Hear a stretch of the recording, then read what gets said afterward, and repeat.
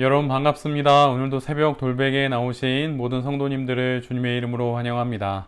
주님의 은혜로 또 무더위 가운데 한 주를 잘 지나고 또 주말이 되었는데요.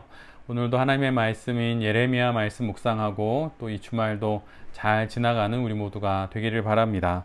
오늘 우리에게 주시는 하나님의 말씀은 예레미야 32장 6절로 8절까지의 말씀과 14절로 15절까지의 말씀입니다.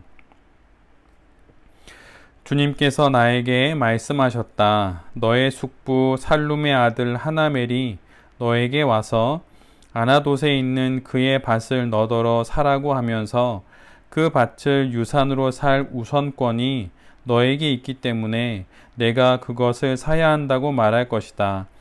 과연 주님의 말씀대로 숙부의 아들 하나멜이 근위대 뜰 안으로 나를 찾아와서 내게 부탁하였다. 베냐민 지파의 아나돗에 있는 그의 밭을 나더러 사라고 하였다. 그 밭을 소유할 권리도 나에게 있고 그 밭을 유산으로 사들일 권리도 나에게 있으니 그 밭을 사서 내 밭으로 삼으라고 하였다. 그때 나는 이것이 바로 주님의 명령임을 깨달았다. 나 만군의 주 이스라엘의 하나님이 말한다. 이 증서들 곧 봉인된 매매 계약서와 봉인되지 않은 계약서를 받아서 옹기 그릇에 담아 여러 날 동안 보관하여라. 참으로 나 만군의 주 이스라엘의 하나님이 말한다. 사람들이 이 나라에서 다시 집과 밭과 포도원을 살 것이다. 아멘. 오늘은 예레미야 32장의 말씀을 갖고 상상할 수 없는 방식으로의 회복, 상상할 수 없는 방식으로의 회복, 이런 제목으로 함께 하나님 말씀을 나누도록 하겠습니다. 오늘 우리가 함께 보고 있는 예레미야 32장의 배경은 시드기야 왕위에 오른 지 10년 된 해, 또 바빌로니아의 느부갓네살 왕위에 오른 지 18해가 지난 바로 그 시점입니다. 유다는 시드기야 왕 11년이 되는 바로 그 날에 멸망하게 됩니다. 즉 지금으로부터 1년 뒤에 곧 멸망하게 되는 것이지요. 지금 현재 유다는 예루살렘을 제외하고 모든 나라가 이미 바벨론에 의하여서 점령된 상태입니다.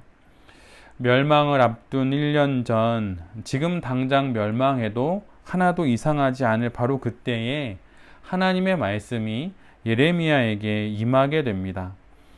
그런데 사실 지금 예레미야의 처지가 하나님의 말씀을 듣기에는 적합하지 않은 상태입니다. 지금 그는 시드기야 왕에게 붙잡혀서 유다 왕궁 근위대 그 뜰 안에 갇혀 있는 상황입니다. 즉 감옥에 갇혀 있는 것이죠. 시드기야 왕이 예레미야를 가두게 되는데 그 이유는 예레미야가 시종일관 유다의 패망과 유다 왕 시드기야 그가 바빌로니아의 포로로 끌려갈 것을 예언해 왔기 때문입니다. 풍전등화와 같은 나라의 위기 앞에서 힘을 북돋고 민심을 하나로 모아야 할 때에 오히려 패망을 선포하고 다니고 있으니 당연히 가두어야 하겠지요.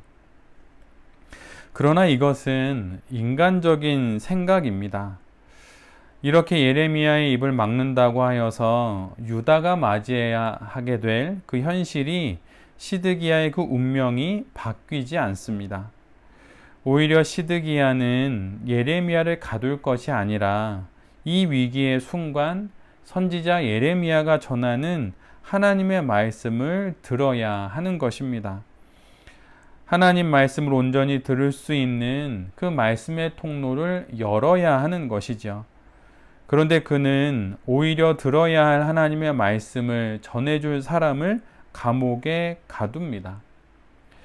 지금 시드기야와 유다가 맞이하게 된 그 외적인 문제, 즉 나라가 멸망하게 되는 이런 위기 앞에 서게 된 그 문제는 내적인 문제, 즉 하나님의 말씀을 듣지 않고 하나님을 온전히 섬기지 않았기 때문에 일어난 일들입니다.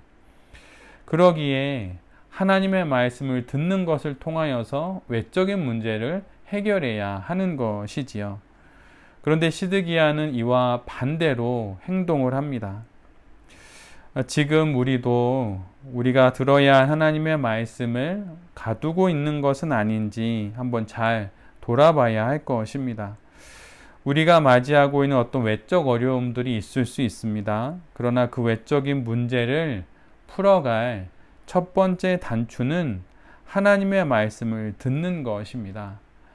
내가 들어야 할 하나님의 말씀을 시드기야 왕처럼 오히려 가두고 있는 것은 아닌지 한번 잘 살펴봐야 할 것입니다. 들어야 할 말씀, 읽어야 할 말씀, 드려야 할 기도, 불러야 할 찬양은 가두어 놓고 지금 맞이하고 있는 문제의 해법만을 찾아서 분주하게 이리저리 뛰어다니지는 않는지 먼저 하나님의 말씀을 들으십시오. 그리고 기도를 하나님께 올려드리고 예배를 정말 영과 진리를 다하여서 하나님께 예배를 드리십시오. 그리고 그 이후에 이것으로 끝내지 말고 문제를 해결할 첫 단추로 하나님의 말씀을 듣고 또 그 뒤에 해야 할 일들을 차근차근 찾아보고 준비해야 할 것입니다. 만약 실력이 부족하다면 실력을 키워야 할 것이고 지식이 부족하다면 배워야 할 것이며 마음과 또 나의 성격이 문제라면 그것도 다듬고 바꾸어야 할 것입니다. 그렇게 한다면 주님께서 반드시 우리가 맞이한 문제들을 풀어가 주실 것입니다. 들어야 할 하나님의 말씀을 내가 잘 듣고 있는지 혹 내가 덮어놓고 있거나 가두고 있는 것은 아닌지 우리의 또 신앙생활을 잘 한번 살펴봐야 할 것입니다. 오늘 본문을 보면 시드기야가 예레미야를 감옥에 가둡니다. 그 이유는 앞에서 말씀드린 내용대로인데 믿고 싶지 않은 유다의 운명과 자신의 운명을 말하고 있기 때문이죠. 1년 뒤 유다는 역사 속으로 사라질 것이고 시드기야는 이제 왕이 아니라 포로로 바빌로니아에 끌려가게 될 것입니다. 어느 누가 이런 이야기를 믿고 싶겠습니까? 그런데 만약에 하나님의 유다와 또 시드기야 왕을 향한 말씀이 여기까지라고 한다면 정말 희망은 없는 것이지요. 그런데 하나님의 말씀은 여기가 끝이 아닙니다. 그리고 계속 이어집니다. 오늘 본문 뒷부분을 보면 선지자 예레미야는 유다의 멸망을 예언하지만 동시에 유다의 회복도 예언합니다. 믿기지 않는 멸망과 또 그 뒤에 있는 믿을 수 없는 회복도 함께 전합니다. 그런데 그 유다의 회복에 대한 말씀은 예레미야의 입으로 전해지는 그런 말씀이 아니라 예레미야의 행동으로 전해지는 시청과 교육과 같은 모습으로 오늘 본문은 기록하고 있습니다. 하나님께서 예레미야에게 사촌 하나멜이 예레미야를 찾아와서 밭을 사라고 할 터인데 그것을 사라고 하시는 말씀을 주십니다. 그리고 그 말씀 그대로 사촌 하나멜이 감옥에 갇혀 있는 예레미야를 찾아와서 아나돗에 있는 밭을 사라고 합니다. 아나돗은 예루살렘에서 북쪽으로 한 3km 정도 떨어져 있는 곳인데 예레미야의 고향입니다. 그리고 이미 그곳은 바빌로니아가 점령한 그런 상태이지요. 그런데 예레미야는 하나님의 말씀대로 사촌 하나멜이 다가와 땅을 사라고 말하니 그 땅을 법적인 절차를 따라서 하나하나 그 순서를 밟고 그 땅을 사게 됩니다.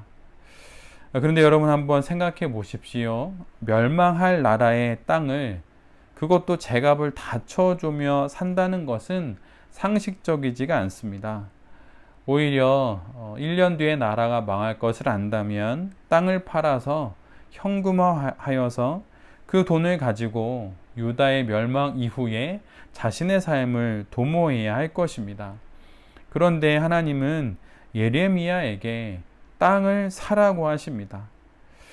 그리고 어찌 보면 예레미야의 이 땅을 사는 행동은 그가 지금까지 전했던 예언과 상반되는 듯 보입니다. 유다는 멸망할 것이고 시드기야는 포로로 끌려갈 것이다 줄곧 말해왔던 예레미야가 엉뚱하게도 고향의 땅을 산다는 것은 뭔가 앞뒤가 맞지 않는 그런 모양이지요. 그러나 하나님께서는 믿지 못할 유다의 멸망처럼 그 이후에 상상할 수 없는 유다의 회복을 이러한 행위 예언을 통하여서 약속해 주시는 것입니다. 그것도 땅을 사는, 이미 바빌로니아의 땅이 되어버린 아나돗의 땅을 사는 이런 상상할 수 없는 방식으로 회복의 약속을 보여주시는 것입니다. 우리가 지금 어떤 마음과 영혼의 상태에 있든지, 그리고 우리가 어떤 처지에 있든지 하나님께서 우리에게 품고 계신 생각은 바로 상상할 수 없는 방식으로의 회복입니다. 오늘 본문의 마지막 구절을 한번 읽어드리면, 사람들이 이 나라에서 다시 집과 밭과 포도원을 살 것이다. 상상할 수 없는 멸망, 믿을 수 없는 멸망, 그것이 끝이 아니라 그 이후에 믿을 수 없는, 상상할 수 없는 회복이 있다고 하는 것을 우리 모두가 잘 기억해야 할 것입니다. 우리가 어떤 상황에 있든 분명 하나님의 손으로 인하여서 회복하게 될 것입니다. 이것이 우리 모두의 신앙 인생의 결국입니다. 이 사실을 믿고 지금의 모든 상황을 새로운 시선으로 보고 또 그 가운데 길을 찾고 방법을 찾아 지나가는 우리 모두가 되기를 간절히 빕니다. 하나님의 회복의 약속을 믿고 다시 힘을 내보는 우리 모두가 되어야 할 것입니다. 들어야 할 하나님의 말씀을 가두지 마십시오. 그 어떤 이유로든 그 어떤 핑계로든 하나님의 말씀을 가두거나 덮지 않아야 합니다. 하나님의 말씀을 잘 경청하고 그 말씀으로 우리를 회복시키는 하나님의 그 은혜를 경험하는 우리 모두가 되기를 간절히 바랍니다. 믿고 싶지 않은 시련이 또 어려움 우리 가운데 있을 수 있지만 그것이 거기서 끝나는 것이 아니라 상상할 수 없는 회복으로 이어진다고 하는 것을 기억하면서 우리에게 주어진 이 인생을 다시 힘내어 살아가는 새벽 돌베개의 모든 성도님들과 또 이 말씀을 전하는 제 자신이 될 수 있기를 간절히 기도드립니다. 아멘. 기도하겠습니다. 하나님, 말씀을 들어야 삽니다. 말씀을 가두지 않겠습니다. 말씀을 읽고 묵상하여서 말씀으로 우리에게 주신 이 한 번뿐인 인생을 잘 살아가겠습니다. 믿을 수 없는 시련 뒤에 상상할 수 없는 회복이 있음을 믿고 집을 사고 밭을 사고 포도원을 다시 사며 일상을 잘 살아내겠습니다. 주님, 우리에게 믿음을 주시고 또 우리에게 용기를 허락하여 주시옵소서. 다시 힘을 내어서 우리에게 주신 이 하루를 또 우리의 남은 평생을 살아가게 하여 주시옵소서. 이 모든 말씀 예수 그리스도의 이름으로 기도드립니다. 아멘.